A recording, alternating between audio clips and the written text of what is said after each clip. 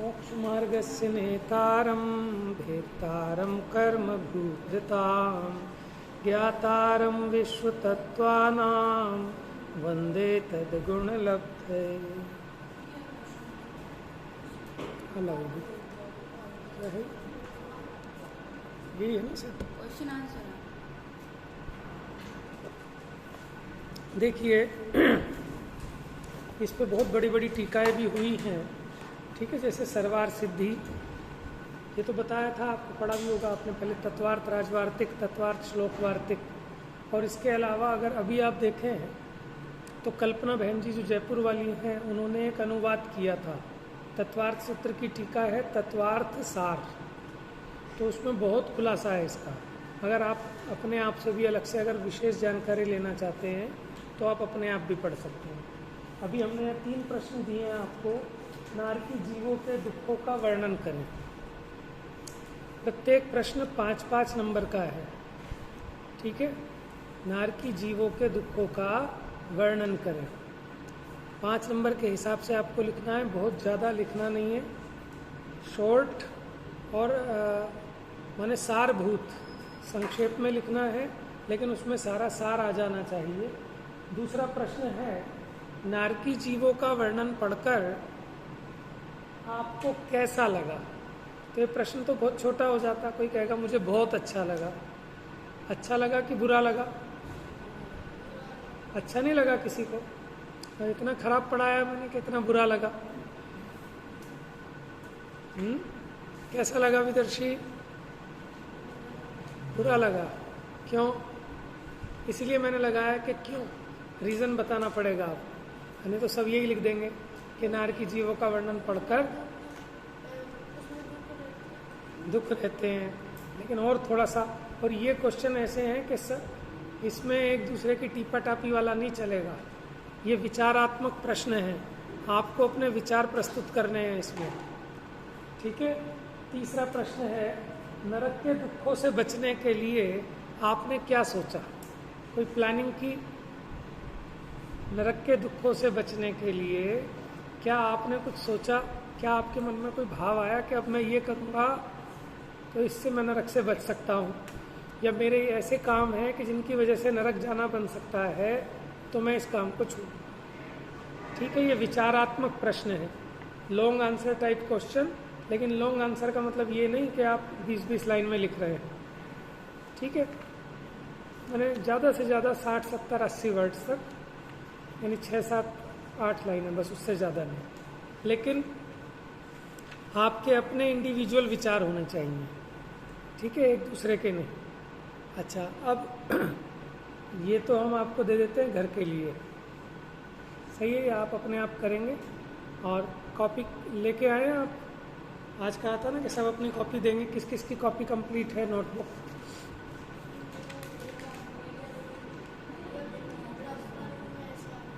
रफमर तो अब उसको फेयर करना चाहते हो कि रफ ही करा लो? सर फेयर करोगे कर लो, क्योंकि ये कॉपीज ऐसी हैं कि आपको 10-10 साल बाद काम आएंगी। हमारे एक शास्त्री जी हैं, तो मैंने उनसे कोई चीज़ पूछी, तो मैंने कहा भाई ये बात समझ में नहीं आ रही, कहाँ है? तो उसने अपने जो वहाँ जयपुर में पढ़ा था, शांति पाटिल जी की क्लास के नोट्स रखे हुए थे, उन नोट्स में से उसने ढूंढ के फटाफट वो मिल गया उसको वहाँ विषय। तो इतना तो आपको ध्यान में रहता है कि कौन सी कक्षा में कौन से नोट्स में ये बात मिल जाएगी, क्योंकि आप ग्रंथों में ढूंढेंगे, पता नहीं कि किस ग्रंथ में एग्जैक्ट मिल पाएगी। तो जब आप पढ़ते हैं तो आपके नोट्स बहुत उपयोगी होते हैं कि इसमें आपको नरक का सारा विषय मिल जाएगा। कल को आपको कहीं क्लास लेनी है, अपने नगर में जाना है, ठीक है, तो एक ही जगह पर आपको पूरा विषय मिल जाएगा। चलो आज का और टाइम दे देते हैं फिर आपको, लेकिन अब थोड़ा फास्ट चलना पड़ेगा। तो ये तीनों क्वेश्चन विचारात्मक प्रश्न हैं, आप पहले विचार करेंगे, विचार तो ऑटोमेटिक चलता रहता है अपने मन में, और फिर इसको लिखेंगे। और एक जैसे नहीं मिलने चाहिए मुझे सबके जवाब, अपने मन से जैसा आपको लगा ईमानदारी से। चलिए अब आगे बढ़ें। अब ये 6 सूत्र, कौन ऐसा बच्चा है जिसको ये 6 सूत्र याद नहीं है? नहीं है याद? अरे क्या बात हो गई। छठा तो हमने उसी दिन यहाँ पर याद कराया था। कौन सा था? तेष्वेक त्रिशप्त है, तेष्वेक त्रिशप्त दश सप्तदश द्वाविंशति त्रयस्त्रिंशत् सागरोपमा सत्वानाम परा स्थिति। नहीं हुआ याद? आपको तो आज खुश होना चाहिए था, 2 दिन आप अच्छे से घूम के एंजॉय करके आए हैं, लेकिन आज ऐसा लग रहा है कि आप बहुत जैसे कहीं से लुट पिट के आता है आदमी है। क्या बात है? थकान हो रही है बहुत? कोई बात नहीं। देखो मुझे बहुत थकान होती है ना जब मैं स्वाध्याय करता हूँ उसके बाद मेरी सारी थकान छू हो जाती है। थकान कहाँ से होती है? यहाँ से होती है। समझ में आए? अगर आपकी बुद्धि इसमें लगती है, आपको इंटरेस्ट आता है, तो ऑटोमेटिक ऐसे केमिकल रिलीज होते हैं बॉडी में कि आपका सिर दर्द भी ठीक हो जाएगा, पेट दर्द भी ठीक हो जाएगा। और मैंने इस फार्मूले को बहुत अपनाया है। जब मैं ऑफिस से आता हूँ, बहुत ऑफिस में सिर दर्द होता है या टेंशन होती है, शाम को आके जब अपना स्वाध्याय करते हैं, तत्व विचार करते हैं, ठीक है, बुद्धि उसमें लगती है, तो सारे दिन भर की जितनी टेंशन थी सब छू मंतर हो जाती है। सही है? तो जब थके हों तो कभी स्वाध्याय नहीं छोड़ना, थके हों तो ज़्यादा स्वाध्याय करना, क्योंकि थकान मिटाने का उपाय ये स्वाध्याय करना। थकान होती है दिमाग की थकान से। ठीक है, चलो घबराओ नहीं। अच्छा, कितने सूत्र याद हैं? एक एक बताते रहेंगे। बेटा आपका नाम अदिति है ना? हाँ, रिद्धि, रिद्धि। और विदुषी? अच्छा, विदुषी। एक तुम दोनों के साथ एक लड़की और थी, वो एब्सेंट है। मुझे तीनों की एक जैसी सी बोलो। वंशिका। फिर तमिलनाडु की तो आप हो ना? क्या नाम बताया था? हर्षिता। सृष्टि नहीं आई, अर्पिता भी नहीं है, और कौन नहीं है? वंशिका नहीं है। 3 अनिष्का तो मुझे ख्याल ही नहीं आ रही कौन सी है।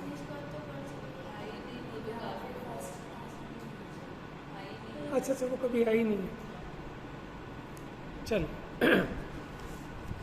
अभी बताओ 4 सूत्र किसको याद है? फटाफट एक बार रिवाइज करते हैं। देखो फटाफट अपनी बुक में, फिर आगे चलते हैं। 6:30 हो गए हैं। देखिए, सबसे पहले हमने नरक पृथ्वियों के नाम पढ़े थे। कौन बता पाएगा नरक पृथ्वियों के नाम सूत्र के हिसाब से? सुनाओ बेटा।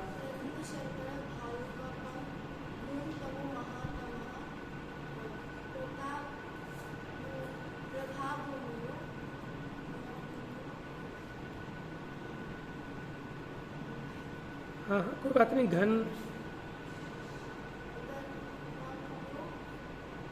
3 वातवलयों की बात है, फिर आकाश की बात है, फिर घनाम्बु,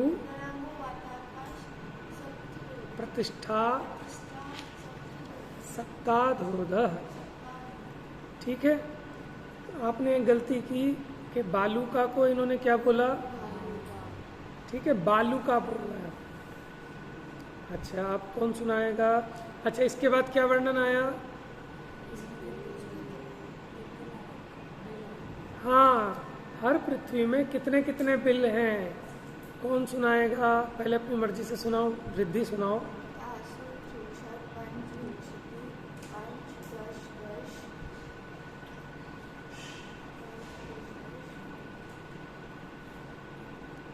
त्रि पंचोनैक नरक शत सहस्त्राणी नरक शत सहस्त्राणी पंचचैव यथाक्रमम। अच्छा बताओ, पहला दूसरा अध्याय किसको याद है? पूरा कंठस्थ है? अच्छा, दूसरा अध्याय हो तो गया था ना कंप्लीट? किसने पढ़ाया था? अच्छा, बड़ी दीदी आप प्रज्ञा बहन जी को बोलते हो? ठीक है, तो इसका मतलब याद तो कर सकते हो आप। जब आपने पहला दूसरा अध्याय किया, क्योंकि मैं सोच रहा था कि शायद पहली बार याद कर रहे हो इसलिए इतना मुश्किल लग रहा है। और मुझे फिर दीदी की तरह टाइट होना पड़ेगा, है ना? तो बेटा याद करो, ऐसे काम नहीं चलेगा, थोड़ा सा ध्यान देना है बस, फटाफट याद हो जाएंगे। देखो पहले सूत्र में 7 पृथ्वियों के नाम हैं, दूसरे सूत्र में किसके हैं कि वहाँ नरकों की संख्या कितनी है। एक बार बोलेंगे सब लोग, हैं? बोलो, तासु त्रिंशत पंचविंशति पंचदश दश त्रि पंचोनैक नरक शत सहस्राणी पंच चैव यथाक्रमम। एक दूसरे से सुना करो ना, थोड़ा सा टाइम निकाल के। आपस में आप सब एक ही साथ रहते हैं ना, तो आपस में एक दूसरे से दो जने आपस में एक दूसरे से सुनाओ। अब उसके बाद नरक में कैसे कैसे दुख हैं उसका वर्णन प्रारंभ हुआ ना तीसरे सूत्र में। कौन सुनाएगा? विदर्शी सुनाओ बेटा।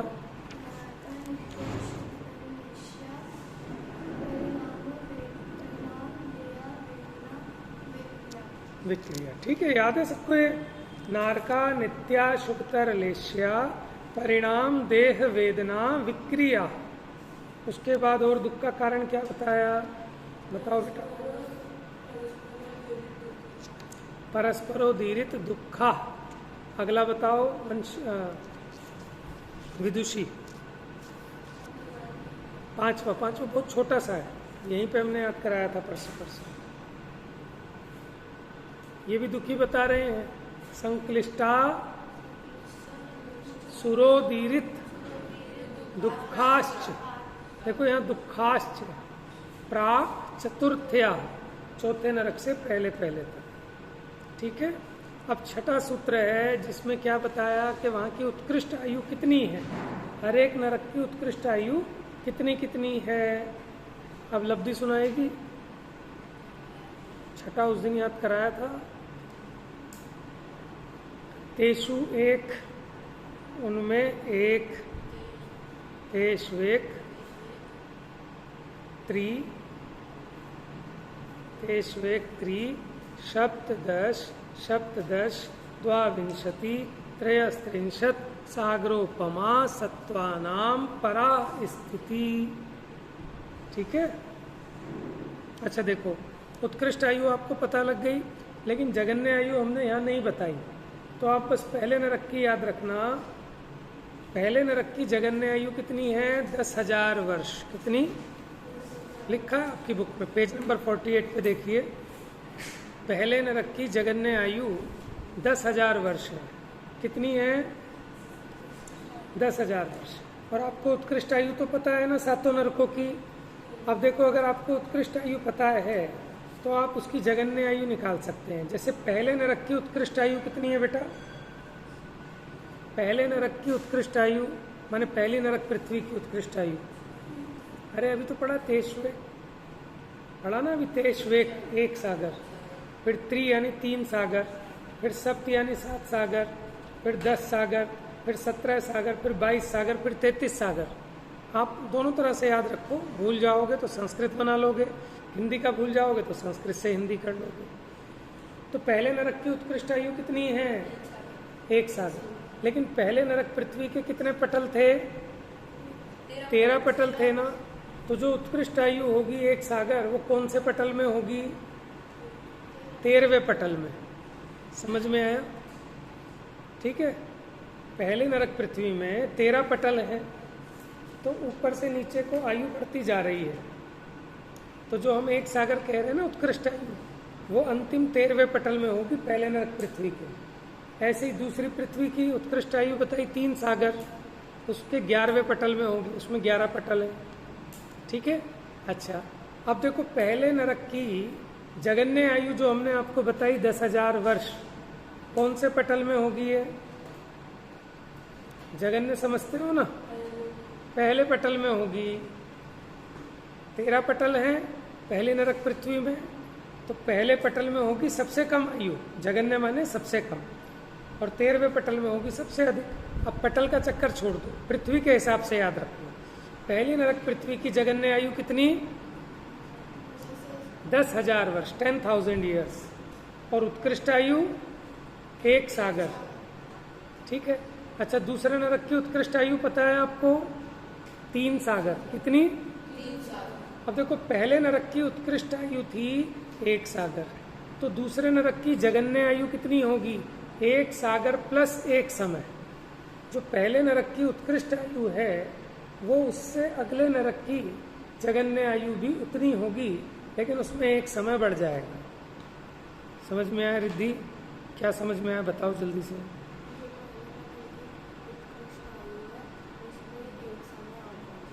तो दूसरे नरक की जगन्य आयु आ जाएगी। अब दूसरे नरक की उत्कृष्ट आयु कितनी है? 3 सागर। तो मुझे कोई बता सकता है कैलकुलेशन करके कि तीसरे नरक की जगन्य आयु कितनी होगी? 3 सागर जमा 1 समय, यानी 3 सागर 1 समय। आ रही है बात समझ में? तीसरे नरक की उत्कृष्ट आयु कितनी है? 7 सागर है ना। तो चौथे नरक की जगन्य आयु कितनी होगी? आपको पता है राजा श्रेणिक मरण करके कौन से नरक में गए? पता है आपको? आयु बांधी थी 7वें नरक की, लेकिन मरकर कौन से नरक में गए? तो उनकी कैसे कम हो गई?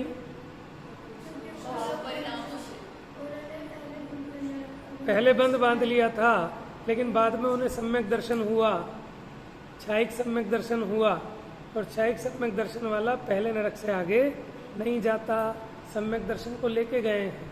तो पहले उनकी उत्कृष्ट आयु बंधी थी 33 सागर। कितनी? 7वें नरक की उत्कृष्ट आयु होती है ना, जब उन्होंने मुनिराज के गले में सांप डाला था। कौन से मुनिराज के गले में? यशोधर मुनिराज के गले में। कहानियां पढ़ते हो आप? यशोधर मुनि की कहानी पढ़ी है ना आपने, चेलना वाली, ठीक है। 33 सागर की आयु बंधी थी, लेकिन जब उन्होंने सम्यक दर्शन प्राप्त किया तो उनकी वो आयु घटकर कितनी रह गई? कितनी रह गई? 1000 तो होती ही नहीं नरक में, मिनिमम भी होगी तो कम से कम 10,000 वर्ष। हाँ जी, 84,000 वर्ष। कितनी रह गई? समझ में आया? वो पहले नरक में गए हैं, लेकिन जगन्य आयु नहीं है। जगन्य 10,000 वर्ष होती है, 84,000 ईयर्स की आयु है। और जब वो यहाँ से 84,000 कंप्लीट होंगे, इतने अपने यहाँ भरत क्षेत्र में दोबारा से ये जो चौथे काल में होते हैं ना, अभी तो अवसर्पणी का चल रहा है, फिर उत्सर्पणी का वापस वही काल आ जाएगा जिसमें पहले तीर्थंकर बनेंगे। कौन से नाम के? महापद्म नाम के पहले तीर्थंकर होंगे राजा श्रेणिक नरक से निकलकर। तो आपको बताया था ना, नरक से निकलकर तीर्थंकर हो सकते हैं। कौन से नरक तक? पहले 3 नरकों तक से निकला हुआ जीव डायरेक्ट तीर्थंकर होकर मोक्ष जा सकता है, बताया था। कौन से नरक तक के जीव आकर साक्षात चरम शरीरी हो सकते हैं मुनि बनकर? तीर्थंकर नहीं बनेंगे, लेकिन चरम शरीरी हो जाएंगे। चौथे तक के, चौथे से नीचे वाला आकर चरम शरीरी नहीं हो सकता। 5वें तक के जीव आकर मुनि बन सकते हैं भावलिंगी, लेकिन मोक्ष नहीं जा सकते। 6ठे तक का जीव आकर यहाँ अणुव्रत ग्रहण कर सकता है, लेकिन महाव्रत ग्रहण नहीं कर सकता। 7वें से निकला हुआ जीव क्या सम्यक दर्शन ले सकता है इस भव में? नहीं ले सकता। 7वें नरक में अगर बार बार जाए लगातार तो कितनी बार जा सकता है? बताया था। अच्छा, पहले नरक में कितनी बार जा सकता है लगातार? 8 बार। तो उस तरह से घटाते घटाते 8, 7, 6, 5, 4, 3, 2, तो 2 बार। 7वें नरक से निकला हुआ जीव क्रूर सैनी पंचेंद्रिय ही होता है। नरक से निकलकर क्या कोई जीव असैनी पंचेंद्रिय हो सकता है? नहीं हो सकता। नरक से निकला हुआ जीव नियम से सैनी पंचेंद्रिय गर्भज पर्याप्तक ही होगा। और कर्म भूमि में ही जन्मते हैं। नरक से निकले हुए दोबारा नरक एकदम नारकी मरकर नारकी नहीं होता, नारकी मरकर देव नहीं होता, नारकी मरकर भोग भूमि में भी नहीं जाता। कर्म भूमि का ही मनुष्य या त्रियंश होता है, लेकिन सैनी पंचेंद्रिय पर्याप्तक होगा। आपकी किताब में सब लिखा है, देखो। और एक बात और है, नरक से निकला हुआ तीर्थंकर तो हो सकता है, लेकिन नारायण, प्रति नारायण, चक्रवर्ती और बलभद्र, पेज नंबर 48 देखो आप। नरक से निकला हुआ तीर्थंकर तो हो सकते हैं 3 नरकों से निकले हुए, लेकिन नारायण, प्रति नारायण, चक्रवर्ती और बलभद्र नहीं हो सकते, ऐसा नियम है। याद रहेगा, इस तरह की चीजें फिल इन द ब्लैंक्स और राइट रॉन्ग में पूछी जा सकती है, ये जो फैक्ट्स होते हैं। ठीक है, आगे बढ़ा दें। ये क्वेश्चन नोट कर लिया आपने, कर लेंगे आज। इसमें आपको अपने बुद्धि से लिखना है, अपने मन के विचार लिखने हैं। प्रारंभ कर दें, मध्यलोक कर देना। चलिए सूत्र पढ़ेंगे। सूत्र आपके सामने है, पेज नंबर 51 पर।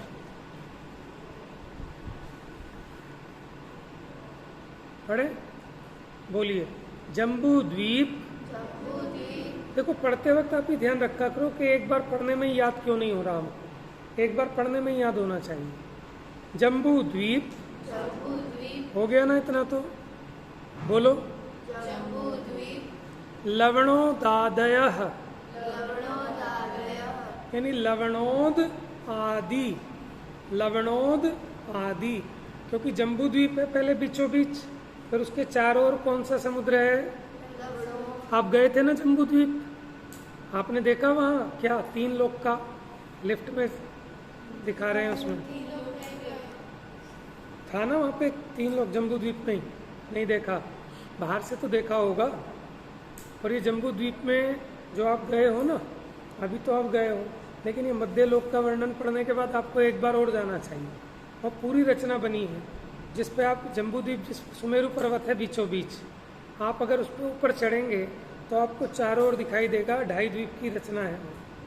जम्बू द्वीप है, लवण समुद्र है, बस 2 ही किए उन्होंने, जम्बू द्वीप और लवण समुद्र। लवण समुद्र वहाँ जिसमें नाव चलती हैं चारों ओर, वो लवण समुद्र की रचना है। और बीच में उन्होंने 7 क्षेत्र, 6 महापर्वत, कौन कौन सी नदियाँ निकलती हैं, वो सब जम्बू द्वीप पे दिखा रखा है। एक बार समझाया था मैंने, याद है? नहीं है याद? चलो ठीक है। तो फिर उसके बाद आप एक बार जाना, मध्यलोक अच्छे से याद कर लेना, और फिर आपको बड़ा मजा आएगा समझने में। अरे देखो देखो, ये गंगा नदी जा रही है, ये हिमवन पर्वत है, ये महाहिमवन है, ये निषद है, ये विदय क्षेत्र की रचना, इसमें 32 नगरियाँ, जहाँ कम से कम 20 तीर्थंकर होते ही होते हैं हमेशा। इतना याद हो गया किसको? जम्बू द्वीप, लवणोदादयः। किसको याद नहीं हुआ? सुनाओ फटाफट, बोलो इतना ही। जम्बू द्वीप लवणोदादयः। ठीक है। शुभ नामानो। शुभ नामानो। अब यहाँ इसका मतलब ये नहीं शुभ ना मानो, इसका मतलब है शुभ नाम वाले। जम्बूद्वीप लवणोदादयः शुभ नामानो, शुभ नाम वाले। इनके नाम कैसे बड़े सुंदर और शुभ नाम है, जैसे जम्बू द्वीप, लवण समुद्र, धातकी खंड, ठीक है, पुष्करवर समुद्र, कालोदधि समुद्र, पुष्करवर द्वीप, पुष्करवर समुद्र, ये बड़े बड़े सुंदर शुभ नामों वाले द्वीप समुद्र है। कैसे हैं? शुभ नामानो। बोलो शुभ। स्पेलिंग देखते रहा करो आप, स्पेलिंग मिस्टेक नहीं होनी चाहिए। लवणोदादयः शुभ नामानो द्वीप समुद्रः।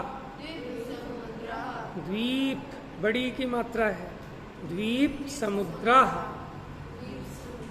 हो गया याद? सुनाओ रिद्धि फटाफट।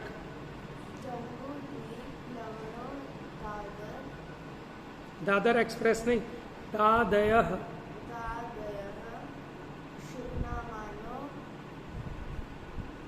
क्या क्या है ये? द्वीप समुद्रः। लब्धि सुनाओ।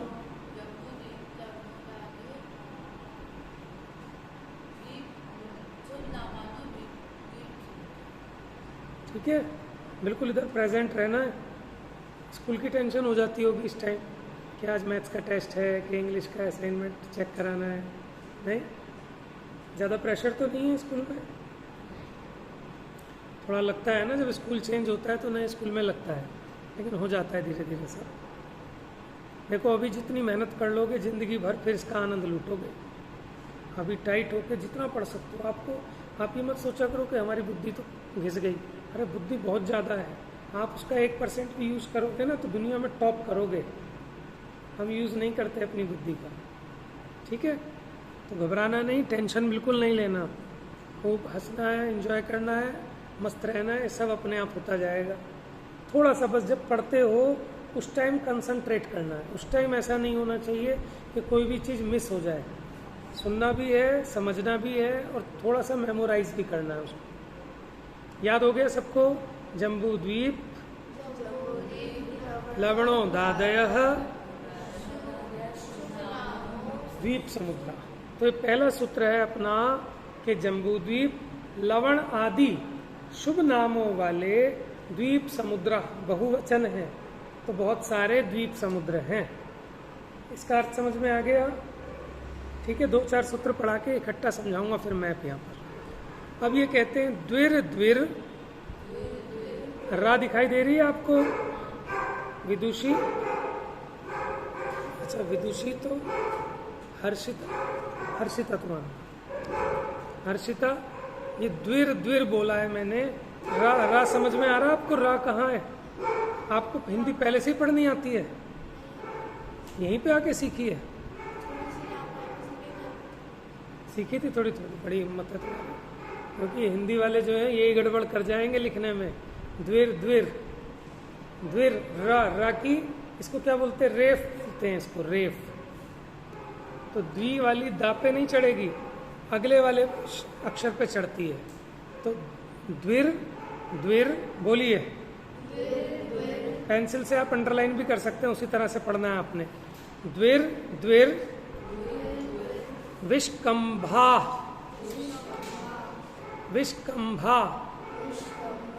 ये विष्कंभा क्या होता है? विष्कंभा कहते हैं डायमीटर को। किसको कहते हैं? यानी व्यास। जो भी अगर कोई गोल क्षेत्र वाली चीज है उसकी एक तट से दूसरे तट तक जो सबसे अधिक क्या, जो केंद्र से होकर गुजरे, सेंटर से होके जाए, उसको व्यास कहते हैं ना, डायमीटर।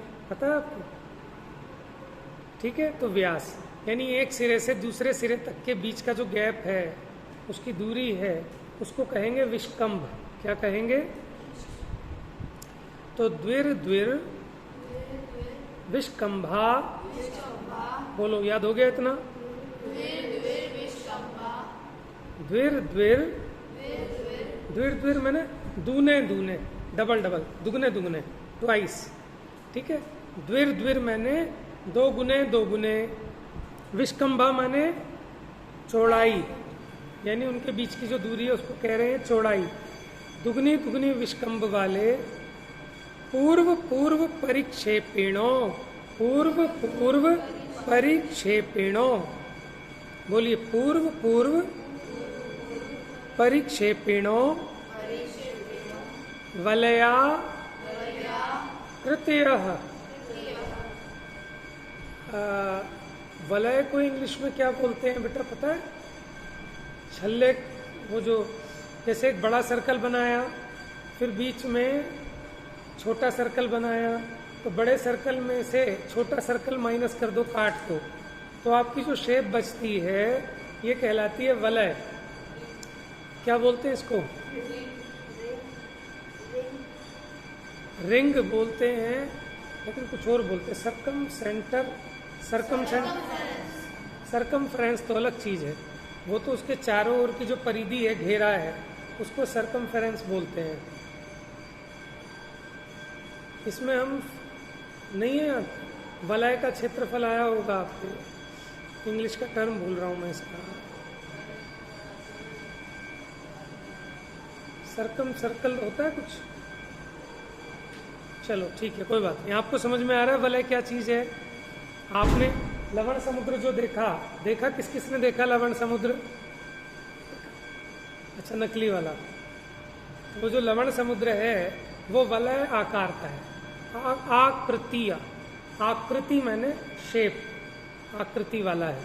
तो इसका मीनिंग देखो और साथ साथ याद भी कर लो। द्विर द्विर विष्कंभा। ठीक है, चलो थोड़ा सा ये बिठा दूँ ना।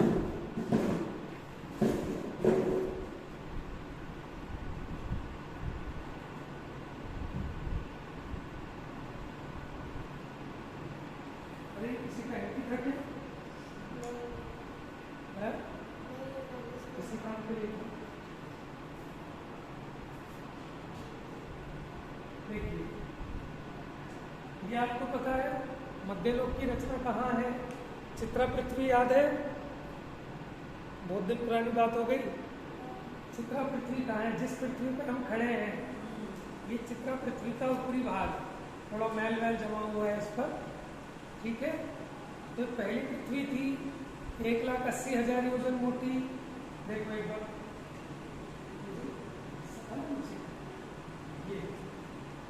ये 1,80,000 योजन मोटी थी। इसके 3 भाग थे, कौन कौन से? जल्दी बताओ, 3 भाग कौन कौन से थे? विदर्शी गड़बड़ कर रही हूँ, जल्दी बताओ। परिधि,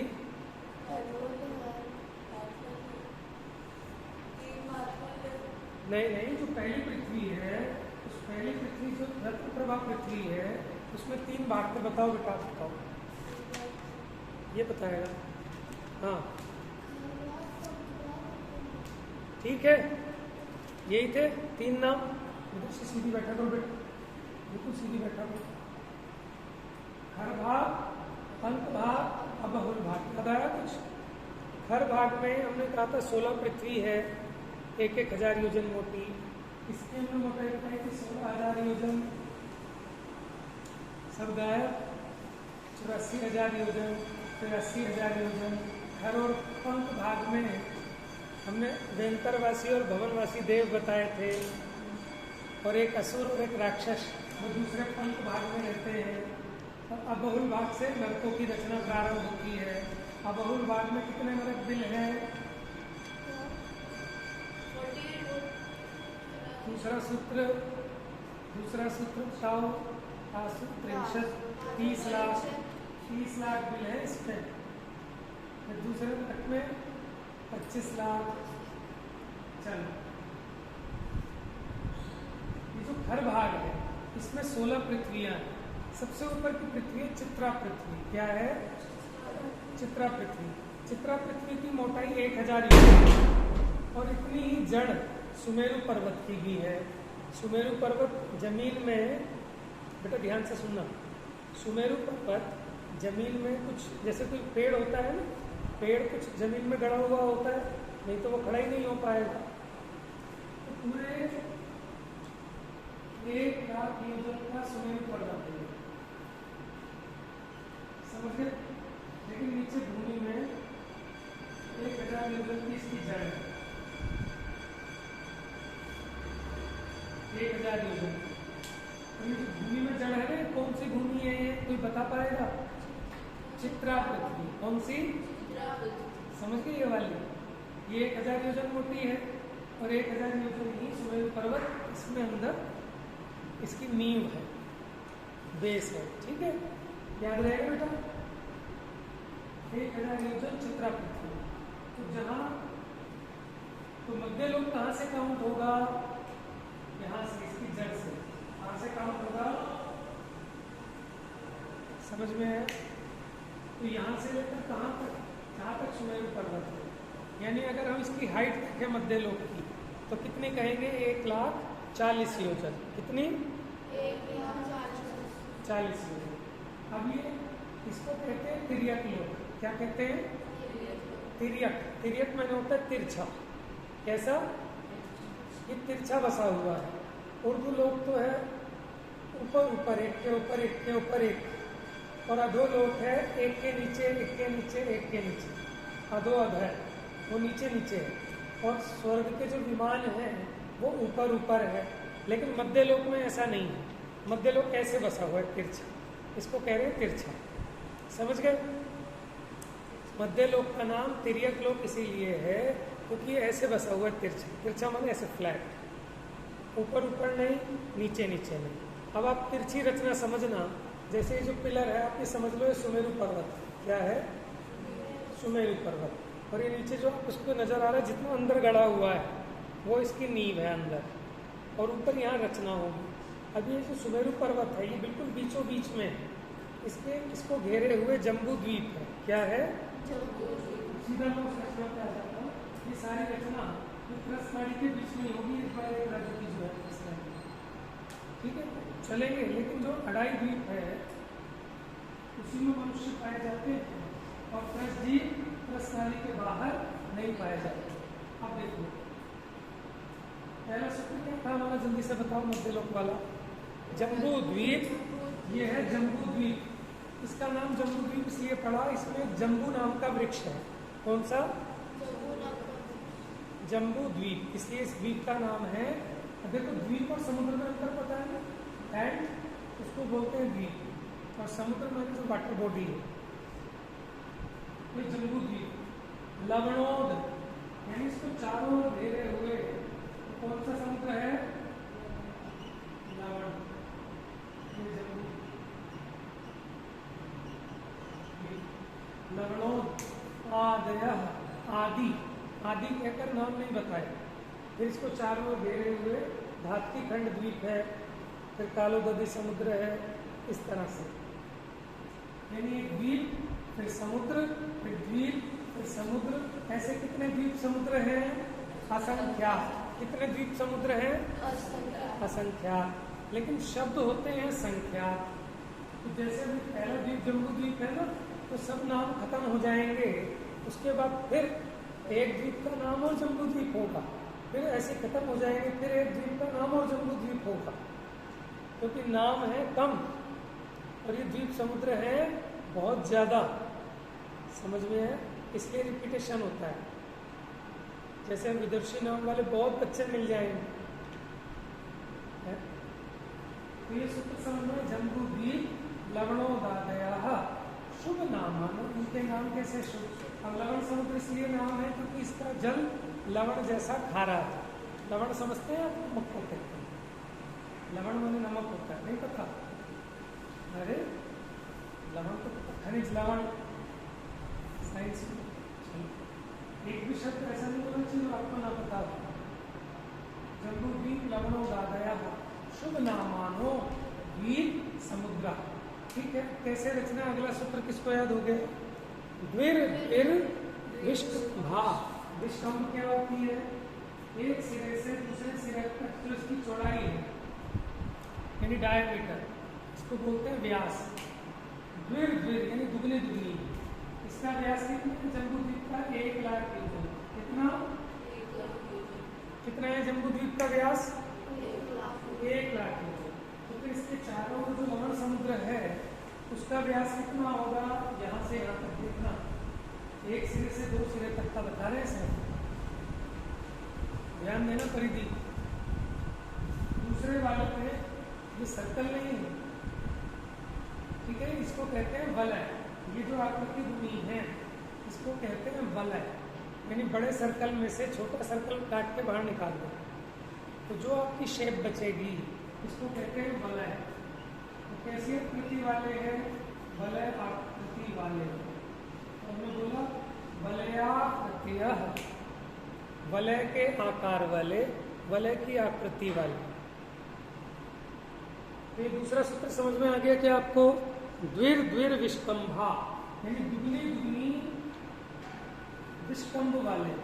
अब इसके बाहर जो द्वीप होगा उसकी इससे दुगनी हो जाएगी, तो इसकी कितनी होगी चौड़ाई? लवण समुद्र की 2 लाख योजन। ठीक है, इससे नेक्स्ट वाले की कितनी हो जाएगी? 4, फिर 8, 16, 32, 64, 128, 256, 512, 1028, ऐसे करते करते चले जाओ, दुगनी दुगनी दुगनी दुगनी होती जाएगी। समझ में आ रहा है आपको? विदर्शी समझ में आ रहा है बेटा? लिखने के साथ सुनना बहुत जरूरी है। द्विर दुगनी दुगनी विष्कंभा। आगे क्या है?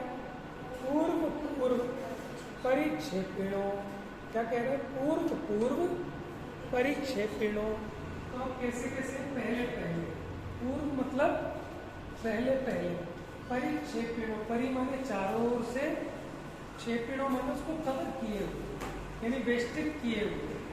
ये आप समझ में आ रहा है आपको? इधर ध्यान दो बेटा, देखो एक मिनट इधर। पूर्व पूर्व यानी इसके पहले पूर्व में, फिर इसके पूर्व, फिर उसके पूर्व परि मतलब चारों ओर से, क्षेपिणों मतलब उसको वेष्टित किए हुए, कवर किए हुए चारों तरफ से। कैसे हैं? वलयाकृतया, वलय के आकार वाले।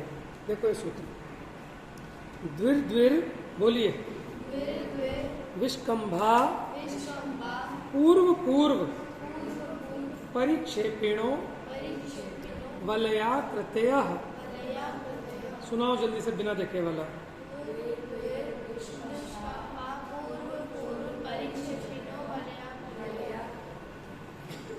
ठीक है, याद हो गए दोनों सूत्र। अब इसकी शेष चर्चा कल करेंगे, लेकिन एक सूत्र पढ़ेंगे बस। तन मध्य, जल्दी देखिए, तन मध्य, देखो ऐसे बहुत सारे हैं ऐसे बने हुए, उन सबके बिल्कुल बीचों बीच तन मध्य, ये ना तन मध्य, बोलो मेरु नाभिर वृत्तो। तन मध्य माने उन सबके बीच में, तो इन सब का बीच वही होगा जो जम्बूद्वीप का बीच होगा, समझ गए? इन सबके बीच में तन मध्य मेरु, मेरु माने मेरु पर्वत, नाभिर वृत्तो, नाभिर माने नाभि स्थान में, जैसे हमारे शरीर के बिल्कुल बीचों बीच हमारा नाभि स्थान होता है, ठीक है? उसी प्रकार इन सबके बीच में नाभि स्थान पर, ठीक है, मेरु क्या है? मेरु पर्वत है, जिसको हम कहते हैं सुमेरु पर्वत। वृत्तो गोलाकार है, कितना है? योजन शत सहस्त्र, शत सहस्त्र का मतलब कितना हो गया? शत माने 100, सहस्त्र में 1000, यानी 1 लाख हो गया। 100,000 का 1 लाख होता है ना, 1 लाख योजन। योजन शत सहस्त्रो, योजन शत सहस्त्र, बोलिए विष्कंभो जम्बूद्वीप। ठीक है, उन सबके बीच में गोल और 1 लाख योजन विष्कंभ वाला जम्बूद्वीप है, जिसके मध्य में तन मध्य मेरु नाभिर वृत्तो, जिसके बीच में मेरु पर्वत नाभि के स्थान पर। योजन शत सहस्त्र विष्कंभो जम्बूद्वीप, ये जम्बूद्वीप का विष्कंभ बताया। आगे का तो आप निकाल लोगे फिर, क्योंकि हमने बताया था द्विर द्विर विष्कंभो, आगे आगे वाले दुगने दुगने होते जाएंगे। तो इस सूत्र में जम्बूद्वीप का बता दिया, कितना बताया? योजन शत सहस्त्र विष्कंभो जम्बूद्वीपा। जम्बूद्वीप का कितना है विस्तार? 1 लाख मीटर। और फिर तन मध्य मेरु नाभिर वृत्तो, यानी आप ये समझो इसमें 2 पार्ट हैं इसके। एक तो ये वाला लेना, क्या बताया हमने? योजन शत सहस्त्र विष्कंभो जम्बूद्वीपा। जम्बूद्वीप कितना चौड़ा है? 1 लाख योजन वाला। फिर तन मध्य, उन सब द्वीप समुद्रों के मध्य में मेरु नाभि स्थान पर है, यानी सुमेरु पर्वत उसके नाभि स्थान पर। बोल दो प्रॉपर्टी सूत्र, तन मध्य मेरु नाभिर वृत्तो योजन शत सहस्र विष्कंभो जम्बूद्वीप। ये 3 सूत्र तो अब आपको याद हो गए, बस इसको याद रखना है, ठीक है? और पिछले सारे कल सुनूंगा, फिर नोटबुक वगैरह कंप्लीट करो। जावाणी के ज्ञान से सूझे लो कालो,